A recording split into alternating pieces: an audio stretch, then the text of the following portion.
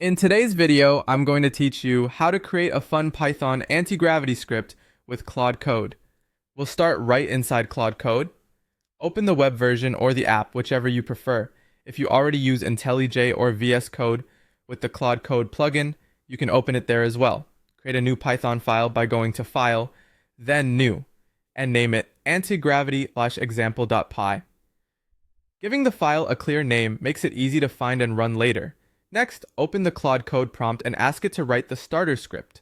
Type, write a Python script that imports anti-gravity and prints a funny message. Claude will generate a short example that looks like this. It imports the anti-gravity module and then prints a playful line such as flying with Python and Claude Code.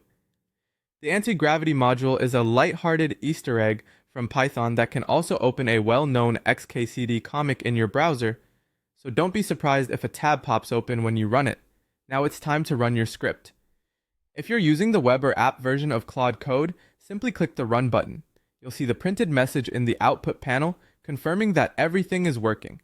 If you prefer the command line, run the file by executing Python antigravity at example.py from your terminal in the same folder as your script. Either way, you'll get the message, and you may also see your browser open to the comic thanks to the import. From here, you can ask Claude to enhance the script. Try requesting some flair, like generate ASCII art flying object, to add a fun visual. You can also make the program interactive. Ask Claude to make it interactive, and ask the user how high they want to fly.